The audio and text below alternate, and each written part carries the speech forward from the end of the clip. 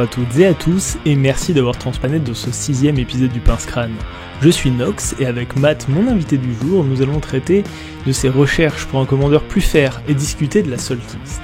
Malheureusement, suite à un problème technique, la qualité de l'enregistrement est plutôt médiocre, j'en suis vraiment désolé, et j'essaierai de m'arranger pour corriger le tir à l'avenir. N'hésitez pas à suivre l'émission et à réagir sur les réseaux sociaux, Facebook ou Twitter, #LePinceCrâne. Place au générique.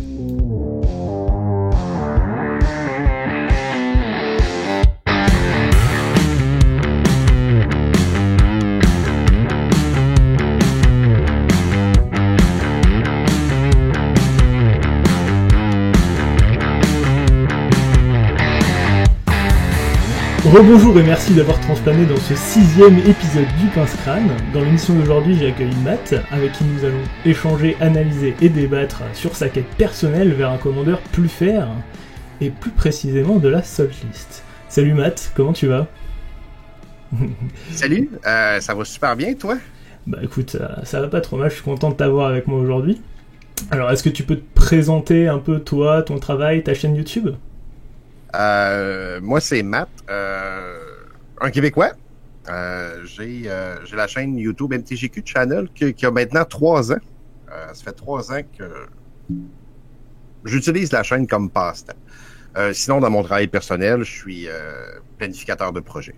C'est complètement hors champ de l'entertainment ou de tout ce qui touche à la création d'une chaîne.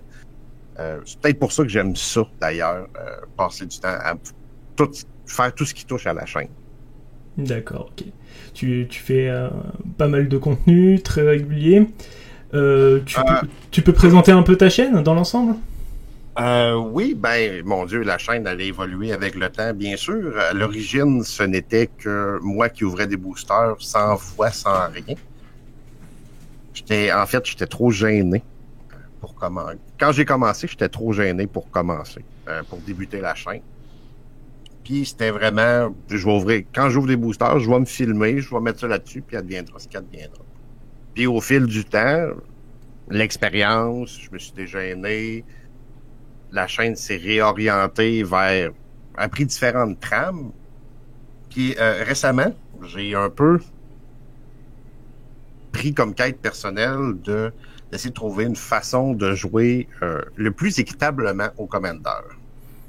C'est une des trames que j'ai orientées, que j'oriente la chaîne. C'est une quête infinie d'essayer de trouver la meilleure façon, avec le moins de contraintes possible, que quand on s'assied autour d'une table, on ait une idée de est-ce qu'on a tous des decks égaux.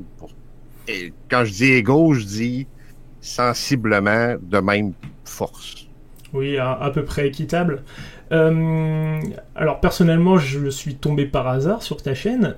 Ton contenu m'a plutôt intéressé parce que tu traitais de sujets que moi-même je traitais parallèlement dans ma propre communauté. T'as abordé des pistes auxquelles j'avais pas pensé. On va en parler un peu plus tard. Quelles ont été tes étapes de réflexion en quête de ce commandeur plus fer?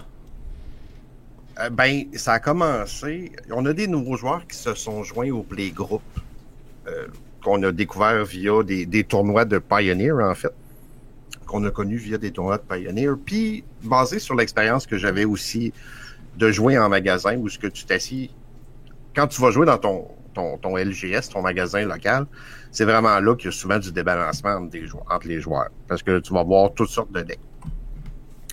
Puis nous, ça s'est arrivé dans le Playgroup aussi. Quand tu joues dans un LGS, c'est une soirée, c'est fini. Mais dans un Playgroup, c'est je veux pas dire problématique, mais je vais l'utiliser pareil. C'est une problématique qui revient de semaine en semaine. Parce que les nouveaux joueurs qui commençaient à Commander, puis les joueurs qui sont plus installés dans mon Playgroup, il y avait vraiment un débalancement. Puis même en faisant du Arch Enemy, ça fonctionnait pas.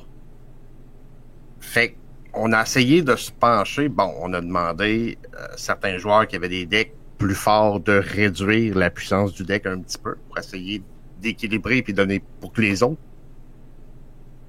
vais les qualifier comme ça, les nouveaux aient aussi du plaisir parce qu'ils partaient en fin d'une soirée puis il n'y avait pas eu de fun, ils n'avaient pas joué, ils avaient passé 2 tours sans rien faire, ils s'étaient fait barrer leur truc. Fait que c'est comme ça que j'ai commencé à essayer de réfléchir à une façon de bâtir des decks qui seraient équitables pour tout le monde. Puis une des premières expériences qu'on a faites, c'est avec la sortie de War of the Spark. On s'était dit, on va ouvrir chacun un booster, puis on va devoir faire un deck avec le Planeswalker qu'on va pogner. On avait modifié un petit peu la règle du Commander, où on allait utiliser un Planeswalker comme Commander, mais c'était une espèce d'imposition qu'on avait. Il fallait construire autour de ça. Voir ce que ça donnerait.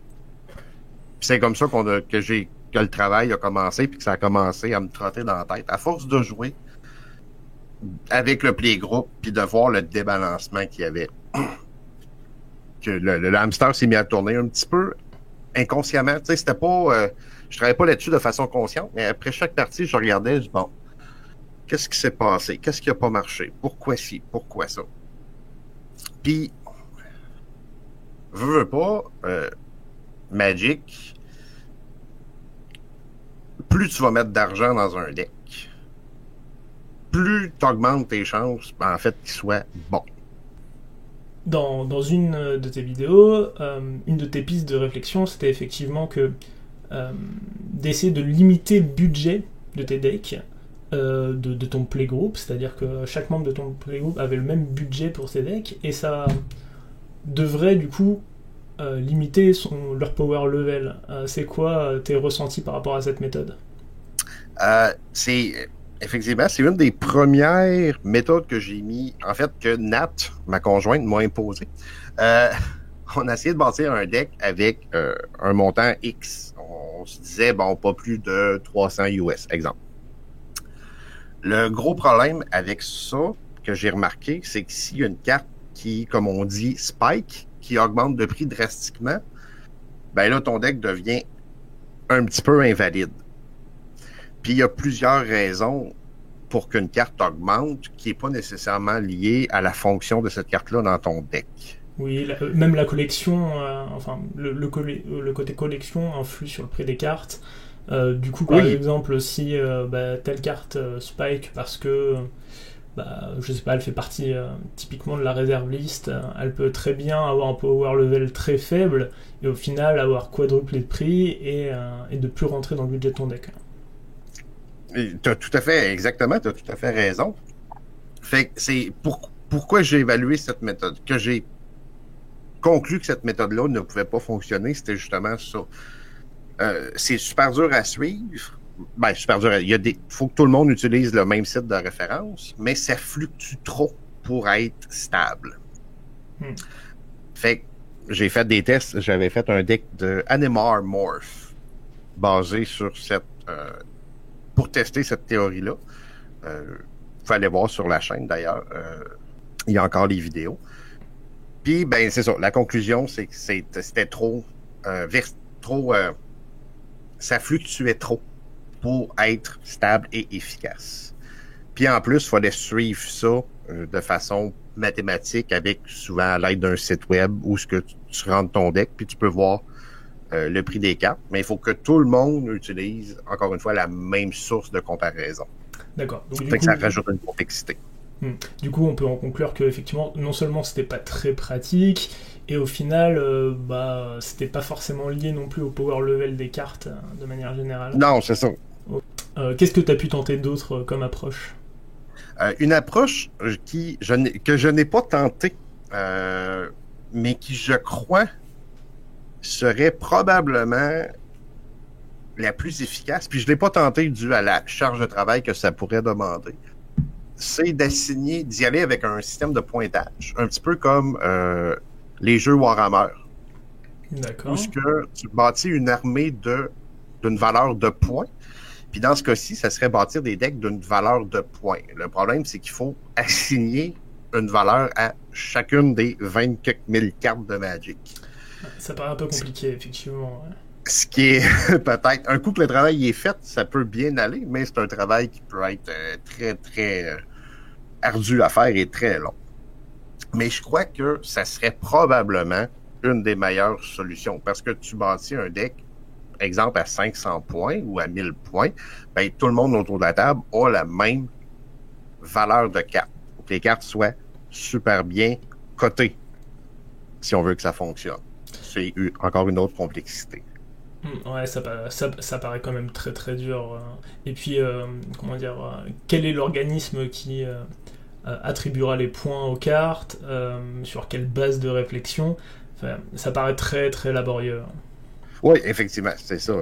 C'est le terme que je cherchais tantôt, laborieux, merci. Mais c'est probablement, jusqu'à maintenant, dans tout ce que j'ai exploré, ce serait vraisemblablement la meilleure façon, dans tout ce que j'ai exploré, probablement la meilleure façon d'avoir des decks le plus équitable possible, sans restreindre plus que la banlist existante. Ok, d'accord. Alors, en France, c'est popularisé beaucoup les power level. Ça a été popularisé par Command Zone, qui en avait fait peut-être les premiers tableaux. Quel regard t'as sur ça? Ben nous, en Amérique du Nord, on a deux échelles. L'échelle qui était popularisée par 1 à 10, ben en fait, plus de 5 à 10, là, parce que 1, 2, 3, 4, personne ne les utilise vraiment. Puis on a aussi le mid, high, puis le CEDH, quand tu vas sur des channels Discord anglophones.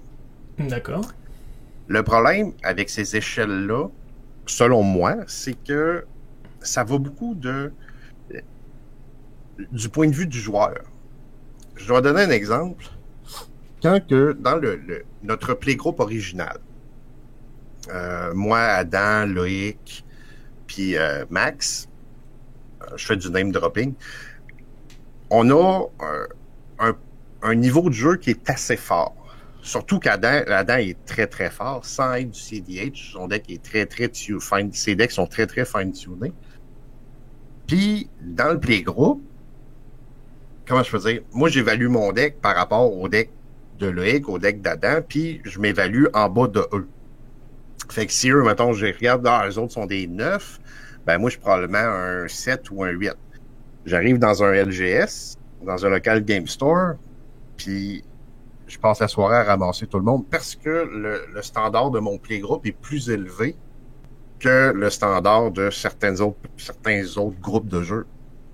Fait que moi, j'évalue par rapport à ce que je connais et non pas par rapport à la communauté entière. Tu comprends-tu? Oui, alors effectivement, je comprends. Après, il y a pas mal d'influenceurs sur les réseaux, notamment, alors, je parle de ce que je connais, notamment en France, qui ont beaucoup rabâché comment étaient construits les niveaux. Ça reste flou. Comment dire, il y a quand même une marge où on a du mal à se positionner exactement. Ça reste abstrait. Mais plus le temps passe et plus j'ai l'impression que ça rentre dans les dogmes de tout le monde. Aujourd'hui, on a des communautés, on a des Discord qui proposent un système d'évaluation, c'est-à-dire que tu peux proposer ton deck et les évaluateurs vont te donner une note en fonction de leurs critères qui sont clairs et définis. Et généralement, d'un groupe de notation à un autre, on arrive quand même à s'accorder sur le niveau des decks. Après, bien évidemment, ça reste subjectif. Ça sera toujours très dur d'être très, très exhaustif. Ben, un autre facteur qu'il faut tenir en compte aussi, c'est l'expérience du joueur. Tu peux soumettre un deck à une évaluation qui va ranker, mettons, je donne un exemple, un 9.5 sur 10, mais le joueur, ça fait 3 semaines qu'il joue. Puis... Oui, bien sûr, mais encore une fois, c'est pas parce que tu as une belle épée qui tranche bien que tu sais t'en servir, bien évidemment. Non, c'est ça. Fait que, mais ça va quand même autour de la table, ça sera pas nécessairement balancé. Le joueur qui a beaucoup d'expérience, mais qui joue un deck qui est moins bon coté, mais qui est plus fine-tuné peut-être. Parce que même s'il y a un groupe d'évaluateurs, évaluer un deck, ça reste, surtout quand c'est pas le tien, ça peut être très, très difficile. Je regarde le deck de Derivi à Adam jouer, puis quand tu regardes, il n'y a pas de méga grosses cartes dedans, mais il y a tellement de synergie dans ce deck-là. Et puis il fonctionne de façon régulière. Et puis Derivi est quand même un commandant très, très, très fort.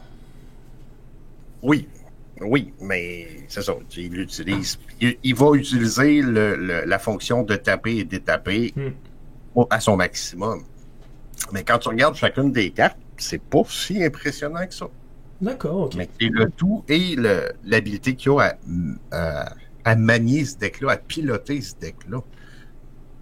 Ah, bien évidemment, enfin, un bon joueur reste quand même plus redoutable qu'une pile de cartes très très fortes. Mais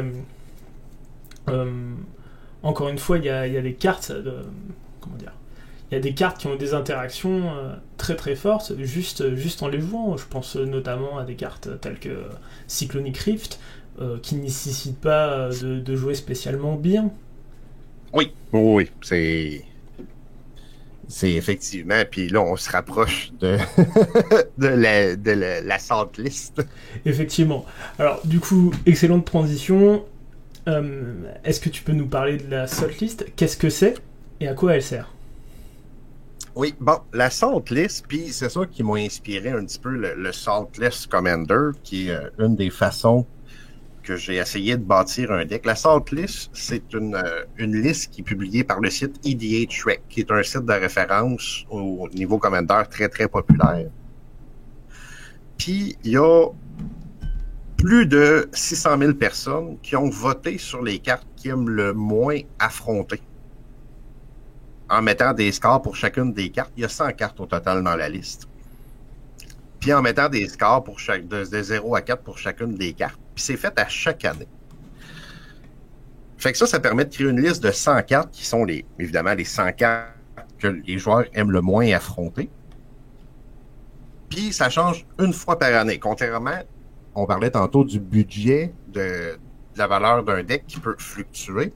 La Salt List, t'es safe pour un an.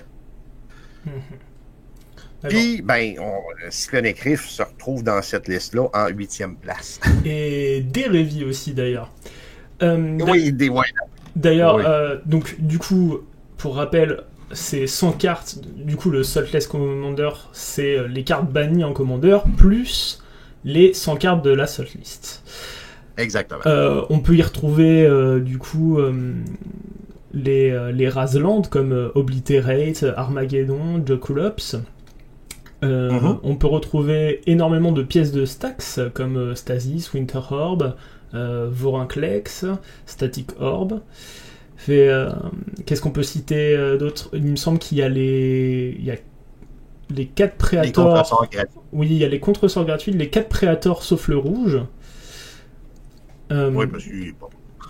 Voilà, il y a globalement peu de commandants dans cette liste. On peut retrouver quand même les Eldrazi, les gros Eldrazi, Kinan, Thracios, Golos, Zur. Et après, il me semble que il y a quelques pièces de combo. Il me semble qu'il y a quelques pièces de combo. Et bon, voilà, on a grossièrement fait le tour. Tu vas rajouter les cartes à la Smothering Tide, Ristic Study, Aura Shard qui procurent des avantages continus qui débalancent une partie aussi. Ouais, bien sûr. Aura Shard, effectivement, ouais. Quand tu joues un deck de tokens avec Aura Shard, c'est comme si tu avais un mini board wipe quasiment à chaque tour. Effectivement, c'est des cartes très très puissantes qui sont des staples pour certains. Oui, puis ça élimine, ça vient, je peux pas dire éliminer, mais t'as plus le réflexe parce qu'on s'entend, tu joues bleu, tu veux Ristic Study, tu veux Cyclonic Rift, à la limite, tu veux Expropriate aussi, qui sont tous des cartes qui se jouent bien, peu importe le deck que tu joues, tant que tu joues bleu. Ouais, bien sûr. Puis ça vient éliminer ce petit côté-là de toujours retrouver les mêmes cartes, les staples, dans des decks, peu importe la thématique du deck.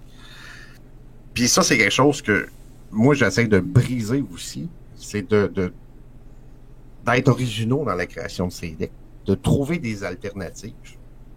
Puis je vais faire un petit segue. Une autre chose qu'on a testé, malheureusement, on n'a pas pu le tester encore assez, j'avais appelé ça le Commander équitable. Ce qu'on avait fait, c'est qu'on avait ouvert un booster de Commander Legend. Puis on avait pris la composition du booster, le nombre de communes, d'uncommunes, rares et mythiques, et une variante. Puis on avait fait x5, parce qu'il y a 20 cartes dans le booster, fait que x5, ça nous donnait 100.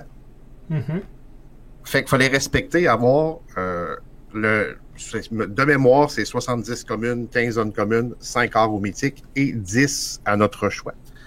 D'accord, ok. Fait que tu te construis un deck de Commander avec des communes.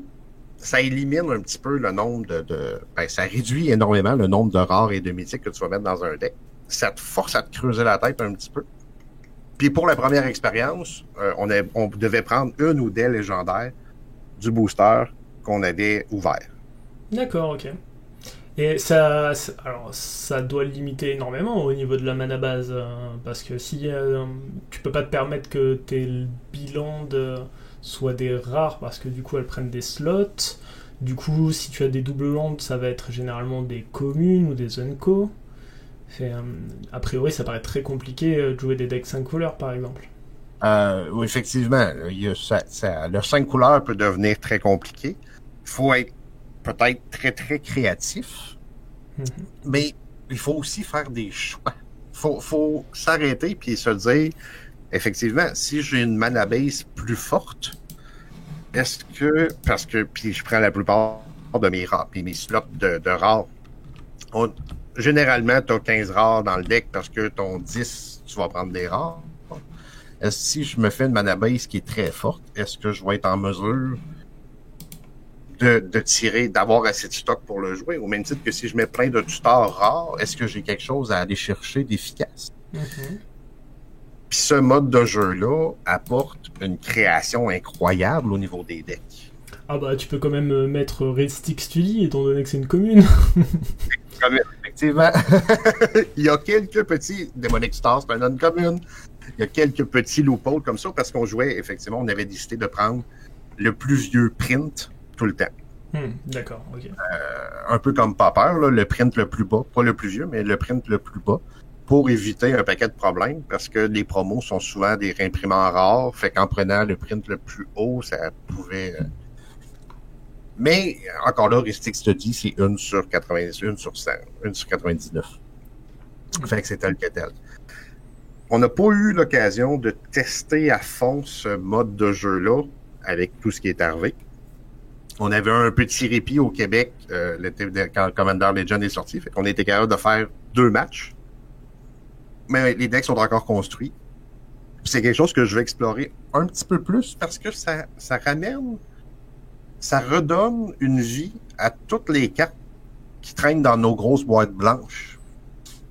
Toutes les communes qu'on regarde pas, qu'on n'utilise pas parce que on s'entend, puis je voulais faire une vidéo là-dessus, je vais sûrement la faire bientôt. Quand tu regardes ton deck de Commander, c'est majoritairement des rares et des mythiques. Eh oui. Oui. Alors, contrairement à ce qu'on peut penser, je reviens un petit peu sur la salt list. Oui. Plus de cartes bannies, c'est pas nécessairement moins de cartes jouables. C'est-à-dire que toutes ces cartes, tous ces staples qui vont être bannis par exemple dans la salt list, c'est possiblement 3, 4, 5 nouvelles cartes qui vont pouvoir remplacer cette slot-là. Parce que du coup on va chercher une carte qui... on va pas nécessairement chercher la carte la deuxième plus forte parce qu'il peut y avoir de grands écarts de niveau. J'aime bien prendre l'exemple de Cyclonic Rift dans ce cas-là. Typiquement, Cyclonic Rift c'est un staple du Commander. Si demain Cyclonic Rift est banni, qu'est-ce qu'on choisit de mettre juste en dessous? quelle est la deuxième carte bleue dans cette catégorie-là qu'on mettrait à la place de Cyclonic Rift? J'ai mes petits favoris, forcément, mais en fait, je me rends compte que l'écart de niveau entre le god tier qui est Cyclonic Rift et possiblement la carte que je considère juste en dessous, l'écart entre ces deux cartes est quand même énorme. Du coup, je vais préférer une carte qui synergise avec le deck plutôt que nécessairement juste la top 2, parce que au final, la top 2, top 3, top 4 ont des power levels plutôt sensiblement les mêmes en fait. Oui, moi, dans mes decks Saltless, à la place de Cyclonic Rift, je mets souvent Flood of Tears. Mm-hmm. Parce qu'il va tout ramener, mais il va me laisser quelque chose à moi. Alors personnellement, j'aime bien Reverse Rebuke, Blâme du fleuve en français, qui pour 6 renvoie tous les permanents non-terrain que le joueur ciblé contrôle dans sa main. Du coup, c'est beaucoup moins fort, hein, ça coûte 1 de moins que l'Overload de Cyclonic Rift. Par contre, ça joue en rituel et c'est qu'un seul joueur. Mais il y a ce côté où cette carte a tendance à moins frustrer à la table. C'est-à-dire que on va la caster en ciblant le joueur qui est vraiment au-dessus généralement. Du coup, on va avoir 2 adversaires qui vont être plutôt soulagés qu'on ait joué cette carte. Oui, puis souvent, Cyclonic Rift, ce qui va arriver, c'est que ça risque d'être une fin de partie parce que tu vas t'assurer que tu as assez d'éléments sur la table pour tuer tout le monde en même temps. Tandis qu'avec Reverse Rebuke, tu vas probablement faire ça à la personne qui est en avance sur la partie. Oui. Fait que tu vas l'affaiblir, mais ça sera probablement pas nécessairement fatal pour elle tout de suite. Ah, je suis d'accord. Reverse Rebuke a tendance à dire la partie va continuer, là où Cyclonic Rift va plutôt dire je vais gagner. Oui, tu as tout à fait raison. C'est quoi tes conclusions sur la salt list de ton expérience à toi? Et après, je te parlerai de la mienne. Jusqu'à date, j'ai mon premier deck, mon premier saltless deck, ça a été mon Omnat Landfall 4 couleurs. Peut-être parce que c'est Landfall puis que c'est relativement facile à jouer, mais il se débrouille très bien. Même contre des decks qui contiennent des cartes de la liste de la Salt List, il se débrouille très très bien. Mon autre deck, c'est mon Ice Age deck que j'ai commencé à tester récemment. Lui aussi, il se débrouille quand même pas pire. Avec qui comme commandant? Yorn. Avec Yorn, d'accord, très bien. Puis les matchs ne durent pas nécessairement plus longtemps. Ce que j'ai remarqué, c'est que les matchs saltless versus non saltless ne durent pas nécessairement plus longtemps, mais se terminent pas autour 3 ou 4. Oui, bon, ça m'étonne pas trop. Et puis, que ça soit Omnat ou Yorn, c'est globalement des très bons commandants. Et même en retirant toutes les cartes de la setlist, je suis sûr qu'on peut trouver des très très bonnes synergies qui nous font une partie très agréable. Oh oui, puis une autre chose, en retirant, il y a beaucoup de cartes de la setlist qui ont une certaine valeur monétaire. C'est vrai, ça. Fait qu'en éliminant ces 100 cartes-là, exemple, le reste devient un petit peu peut-être plus accessible un peu à tout le monde. C'est pas tout le monde qui a les moyens de se mettre un Blightsteel Colossus dans ses decks. C'est une super belle condition de victoire. C'est pas le fun pour personne, sauf pour la personne qui le joue, mais c'est une condition de victoire qui fit dans à peu près tous les decks bien sûr. Qui ont moindrement du RAM. Dans les cartes très onéreuses de la setlist, on peut trouver Gaea's Cradle, Mana Drain. Mana Drain, oui. Ouais, voilà, enfin, tous les Préators qui valent un petit peu aussi. Voilà, bon, oui, Gilded Drake, effectivement. Bon, après, c'est des cartes qui sont dans cette liste, pas nécessairement liées à leur prix, hein, mais vraiment à la frustration qu'elles génèrent. Oui, de base, c'est ça, sauf qu'il y a beaucoup de staples qui sont assez dispendieux qui se retrouvent sur cette liste-là. Tu joues bleu, tu veux jouer contre Secreted Sphinx pour piger. C'est une excellente façon de piger des cartes, mais ça coûte 30$ US. Oui, voilà. Après, il y a les cartes qui valent pas grand-chose. Il y a Tassa Oracles, mais Tassa Oracles, bah, c'est une condition de victoire à laquelle on peut presque pas répondre si ce n'est par un contre. Effectivement. C'est très rapide comme deck. C'est très... Voilà. C'est le genre de deck que moi, je déteste jouer contre. La personne joue en quelque part tout seul. Puis son objectif, c'est de faire son truc le plus vite possible sans que les autres puissent nécessairement l'empêcher. Mais elle joue tout seul. Elle joue pas avec les autres. Ouais. C'est comme les decks de Stax. Ils empêchent les autres de jouer. Moi, c'est ça que j'aime pas. Quelqu'un qui joue tout seul ou quelqu'un qui empêche les autres de jouer. Oui, bon, après, c'est très dépendant de notre playgroup. J'ai déjà eu l'occasion d'aborder le sujet dans une précédente émission. Là, j'ai la liste devant les yeux. On peut y trouver... Est-ce que... Alors, avant de citer les cartes auxquelles je pense, est-ce que pour toi, dans la seule liste, il y a des cartes que tu retirerais de cette liste? Personnellement, juste à titre personnel. Personnellement, tout ce qui est destruction de land, comme c'est un petit peu la règle 0 de Commander en général, sauf le CDH, j'enlèverais probablement ces cartes-là pour faire place à certaines autres cartes. D'accord, ok, très bien. En fait, tu remplacerais les massements de destruction par d'autres cartes, étant donné qu'il y a déjà plus ou moins un consensus pour pas les jouer. Exactement. D'accord. Alors, moi, dans les cartes... Alors, je m'en pose des questions. Hein. Je vois Teferi's Protection. Est-ce que cette carte-là a vraiment un intérêt ici? Teferi's Protection, c'est que tu peux le jouer à beaucoup de sauces. Tu peux le jouer pour te sauver les fesses, mais tu peux aussi, surtout en blanc, utiliser, on va donner un exemple, un Doomscar ou un Armageddon, pas Armageddon, Wrath of God, pardon. Puis virer ça à ton avantage en faisant Teferi's Protection pour protéger ton board. Ouais, alors, avec Wrath of God, ça me dérange pas plus que ça, parce qu'a priori, t'as payé 4 plus 3, et derrière, faut que t'aies 2 surpasses.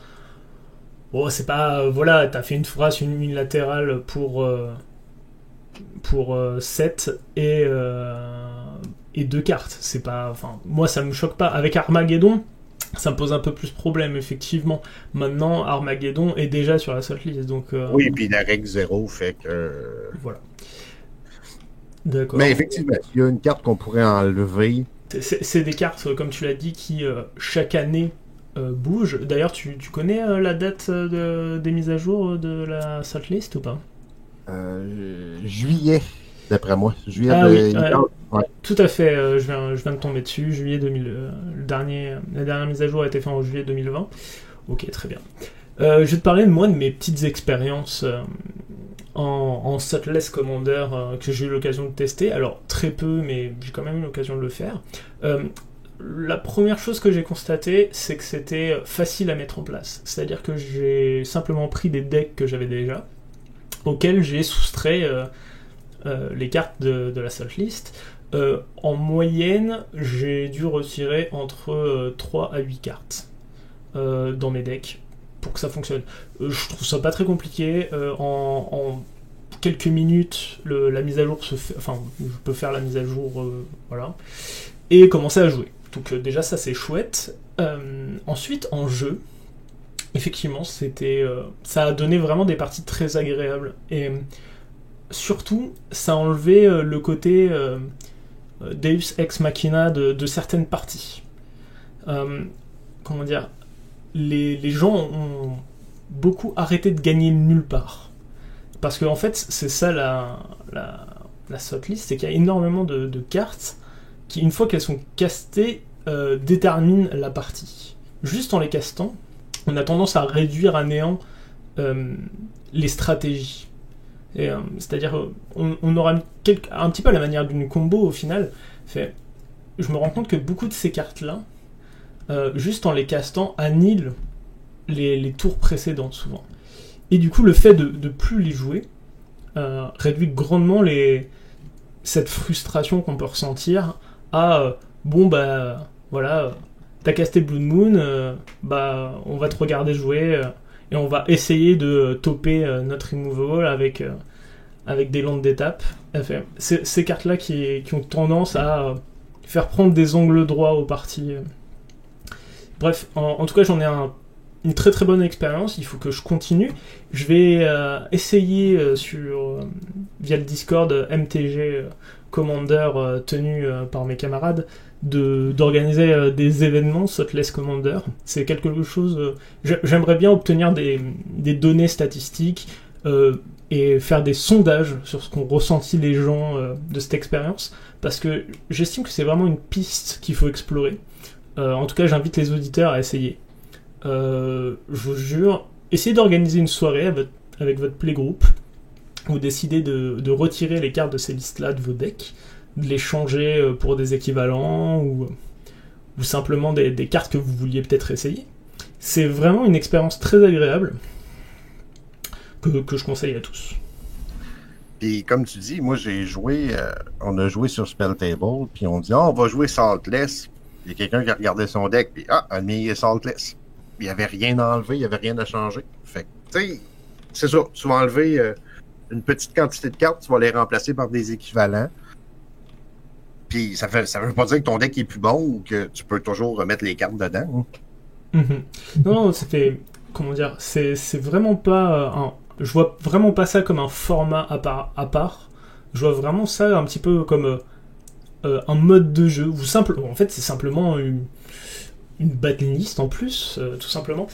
Oui. Dans mon émission précédente, on a un petit peu critiqué la banlist telle qu'elle existait, tout simplement parce qu'on ne lui trouvait pas grand sens. D'une part parce que la règle 0 du Commander, c'est de s'amuser, et que la banlist est plus là en tant qu'indicateur qu'autre chose. Alors, on a du mal à lui trouver du sens, tout simplement parce que si la règle 0, c'est amusez-vous et faites ce que vous voulez, pourquoi y a-t-il une banlist ? Enfin, pour moi, il y a un certain non-sens à ça. Là, prendre le parti de rajouter des cartes et dire bon ben voilà, il y a toujours la règle 0, amusez-vous.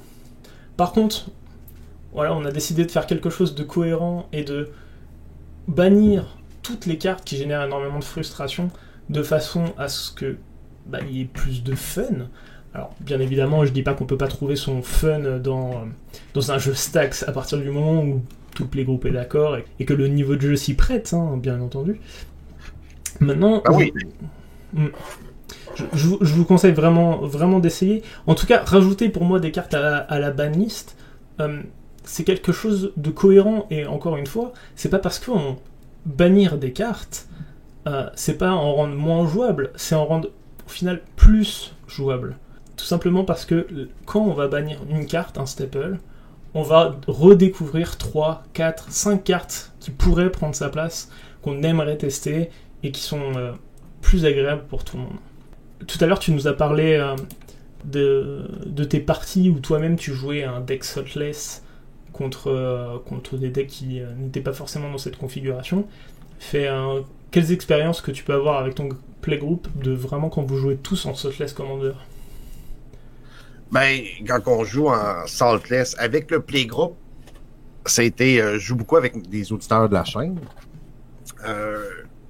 C'est sûr qu'une fois de temps en temps, jouer des decks plus puissants, ça nous tente aussi. Tu sais, je suis comme tout le monde, j'aime ça. On a des decks qui sont plus forts, on a des decks qui sont Saltless pour s'amuser, puis qu'on va sortir quand on va avoir des joueurs qui sont plus débutants ou nouveaux qui se joignent au playgroup. Mais le but en général de playgroup, c'est qu'on ait tous du fun autour de la table.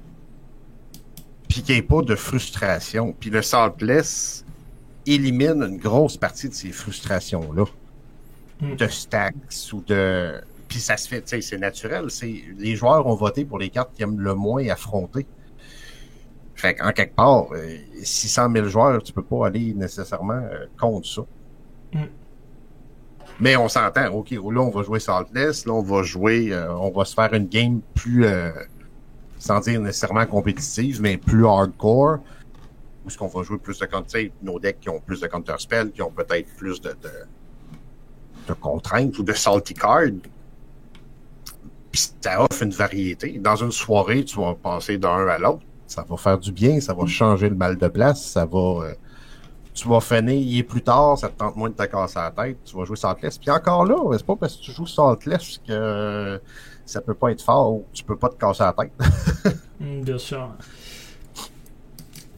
Je pense que ça enlève juste certaines inégalités que certaines cartes peuvent créer, comme tu as dit tantôt. Comme tu as dit tantôt, tu sais, au moment où tu joues cette carte-là, peu importe ce qui s'est passé avant, ça compte plus. Puis souvent la partie va se terminer. Le breaking point de la partie va souvent être une de ces cartes-là. J'ai une petite question à titre personnel.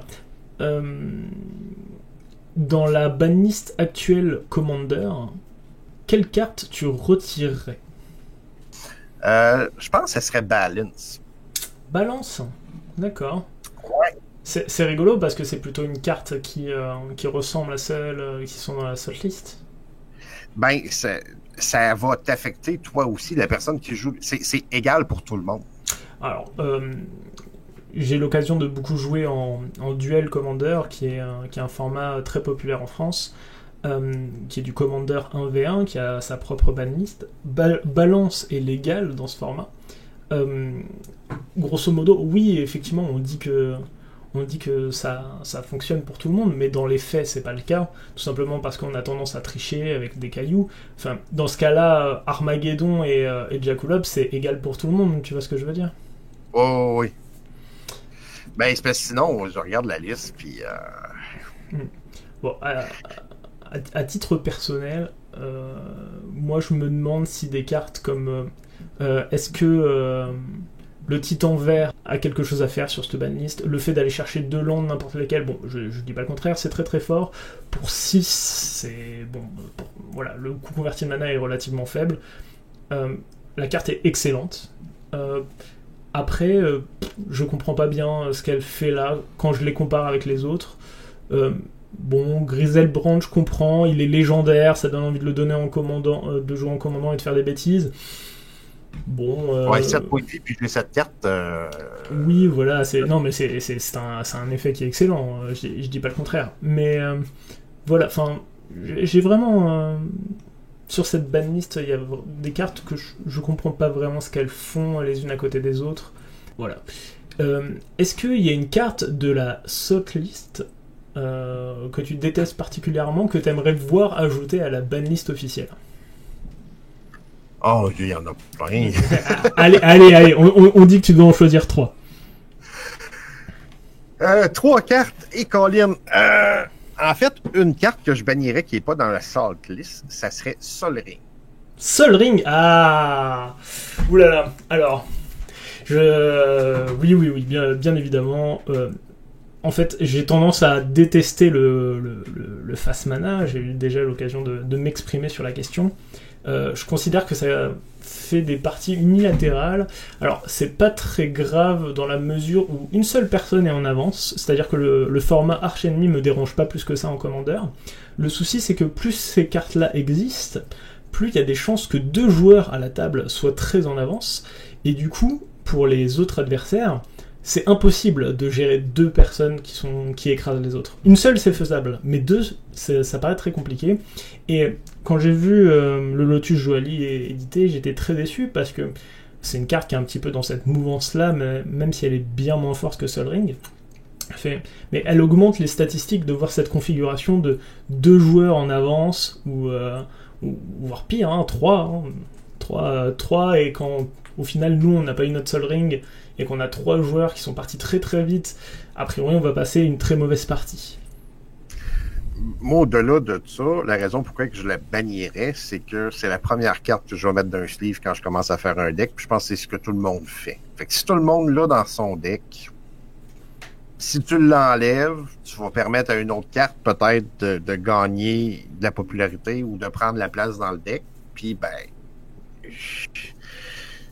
c'est un accélérateur de moins. Moi, j'aime mieux les parties peut-être un peu plus lentes. J'aime pas ça quand ça dure 2 tours puis t'as pas eu le temps de rien voir ou de rien faire ou de... J'aime qu'une partie de Magic raconte une histoire. J'aime que ça ait le temps de s'installer puis qu'il y ait des revirements. à la fin d'une soirée, à la fin d'une partie, j'aime ça regarder puis faire ah, c'était une histoire le fun, il s'est passé ça, il s'est passé ça, il s'est passé ça. Fait que, en éliminant un peu d'accélérateur de mana, ben je pense que ça peut aider le format à peut-être effectivement ralentir un peu et respirer. Et pourquoi pas Mana Crypt à la place de Sol Ring? Parce que Mana Crypt peut te punir. J'ai vu des gens perdre des parties à cause de Mana Crypt. Oui, moi aussi j'ai eu l'occasion. Même moi, j'ai déjà eu la chance de perdre à cause de Mana Crypt, où elle m'avait infligé 24 dégâts dans la partie, quelque chose comme ça. Fait c'est ça, Mana Crypt, il y a une contrainte qu'il faut que tu vives. Tu peux parvenir à le tricher avec des transmuteurs ou tu sais, mais c'est plus difficile, c'est plus si tu l'utilises pas à sa capacité maximale, elle peut te faire mal très rapidement. Gears Cradle, je bannirais ça. Je suis d'accord avec toi, c'est exactement la carte qui me venait en tête. Ouais, Gears Cradle. Puis Loïc le dit souvent, pourquoi... Bon, j'ai expliqué pourquoi la Tellurian Academy est bannie puis pas le Gears Cradle, mais je pense que là, ça sera autour du Gears Cradle. Ouais, je suis d'accord avec toi. Pour moi, la carte est absolument, entre guillemets, gratuite à jouer dans n'importe quel deck vert qui joue un tout petit peu de créatures, et même à partir du moment où tu as 2 créatures, bah, la carte est très rentable, et du coup, bah, pourquoi pas. La deuxième raison pour laquelle je la bannirais... c'est plus éthique, c'est-à-dire que bah, elle est dans la réserve list, aujourd'hui elle coûte très très cher, elle n'est pas très abordable, et au finalement elle va vraiment récompenser les gens qui ont investi beaucoup d'argent dans le jeu, fait de façon trop exponentielle. Pour moi la carte est vraiment trop forte dans la mesure où c'est très facile d'aller la tutoriser et en abuser. Si tout le monde y avait accès facilement à cette carte, ça me dérangerait moins. Ouais, encore là, pour la même raison que Sol Ring, si c'était trop accessible, tout le monde l'aurait dans son deck dès qu'il joue vert, ça produirait peut-être. Je sais pas. Ah oui, bien évidemment. Ouais. Puis l'autre, je pense, c'est Expropriate. Expropriate, d'accord. Expropriate, c'est un sort qui coûte 9 mana, 2 bleus, en sorcerie. Pourquoi spécialement Expropriate? Ben, à toutes les fois que j'ai joué ou vu jouer Expropriate, j'ai jamais vu quelqu'un perdre après qu'il ait joué Expropriate. Alors, c'est que tu m'as pas vu beaucoup jouer. Ben, je le joue. Non, c'est moi personnellement. Hein. Moi, ouais. Tu m'as pas vu jouer Expropriate, où je suis le spécialiste pour perdre sur Expropriate. Non, je trouve que la carte est trop débalancée. Non, mais je suis d'accord avec toi. Ça, voilà. Bon, après, ça reste un rituel qui coûte 9. Après, on est dans un format où c'est plutôt rapide d'arriver à 9 mana. Bon, la seule façon de s'en débarrasser, c'est de le contrer. Donc, c'est plutôt pénible. Je suis d'accord avec toi. Voilà. Bon, de toute façon, je pense que peu importe la carte de la Saltlist qu'on prend, je pense qu'on aura de très bons arguments pour la voir disparaître. Hein. Oh oui. Oui. J'ai une tradition dans cette émission. Est-ce que tu peux nous parler d'une œuvre culturelle, que ce soit de la musique, un livre, un film, une série, qui t'a plu récemment et que t'aimerais faire découvrir aux auditeurs? Oh mon Dieu, faire découvrir. J'ai fini WandaVision ce matin. D'accord, ok. Est-ce que tu peux décrire un peu ce que c'est? Ben, c'est la dernière série sur Disney+ de Marvel, de l'univers de Marvel. Où ce qu'on voit ce qui se passe avec Wanda après la mort de Vision. Je suis pas sûr que c'est une... c'est tellement populaire dans la culture générale que je pense pas faire découvrir ça à personne, par contre. Pour ma part, j'ai découvert ça avant-hier. C'est une série qu'on retrouve sur Netflix. Alors, je sais pas si tu auras, toi, l'occasion de le trouver sur Netflix chez toi, parce que c'est une série française. Généralement, les séries françaises sont plutôt de mauvais goût. Elles ont tendance à mettre mal à l'aise les spectateurs. de par leur silence et par le jeu des comédiens qui est un peu spécial. Ici, c'est pas du tout le cas. Ça s'appelle Mortel. C'est une série qui se déroule dans la banlieue parisienne, où deux jeunes garçons se retrouvent à faire un pacte avec un dieu vaudou, de façon à enquêter sur le meurtre du frère d'un des deux personnages. C'est très intéressant, ça m'a beaucoup plu, d'autant que ces deux garçons ont leur pouvoir que quand l'autre est présent, et à chaque fois que l'un utilise ses pouvoirs, ça a des conséquences sur la santé de l'autre. J'ai trouvé ça très intéressant, et encore une fois, c'est réalisé et filmé un petit peu à l'américaine, du coup ça rend la série très très digeste et agréable à regarder. Ah, je vais aller regarder ça. Et ben ça s'appelle Mortel, et je te la conseille vraiment, voilà. En tout cas, moi ça m'a fait vraiment plaisir, c'est rare de voir une série française de cette qualité, et puis du coup moi ça m'a donné l'occasion un petit peu plus de pouvoir m'identifier à un environnement que je connais un peu plus que celui des États-Unis de manière générale. Écoute, on va arriver à la fin de cet épisode. Est-ce que tu veux faire peut-être la promo de ta chaîne YouTube ? Quand est-ce qu'on peut te retrouver ? Peut-être en live ? Oui, ben on est live sur MTGQ Channel sur YouTube, 11h du Québec, 17h, heure de la France, à tous les dimanches. Sinon, au courant de la semaine, j'ai l'habitude de publier 1 à 2 vidéos directement sur la chaîne. On fait du deck tech, on fait de l'opening, on parle des différentes façons d'aborder le Commander. On essaie de trouver, encore et toujours, quelle serait la meilleure façon de jouer à Commander. Encore plus aujourd'hui, avec la hausse des prix des cartes qu'il y a eu récemment, ça a creusé, selon moi, un fossé de plus en plus profond entre ceux qui commencent et ceux que ça fait longtemps qu'ils jouent. Puis je pense que il faut encore plus trouver une façon de se retrouver au milieu pour avoir du plaisir autour de la table tous ensemble. Magic reste un jeu avant tout. Puis la définition d'un jeu, c'est d'avoir du plaisir. Bon, ça sera sûrement le sujet d'une prochaine émission. Puis c'est peut-être mon âge aussi, mais où je suis rendu dans ma vie, mais ma priorité quand je m'assieds autour d'une table de Magic, c'est d'avoir du fun avant de gagner. Eh ben écoute, je te souhaite bien du courage dans ta quête éternelle d'un commandeur plus fer. N'hésitez pas à suivre l'émission et à réagir sur les réseaux sociaux, Facebook ou Twitter, #LePinceCrâne. Vos conseils, vos opinions sont bienvenus. Vous pouvez retrouver Matt sur MTGQ Channel sur YouTube. Et si, pourquoi pas, vous souhaitez intervenir vous-même dans une des émissions du Pince-Crâne, présenter un sujet qui vous tient à cœur, n'hésitez pas à me contacter sur les différents réseaux sociaux.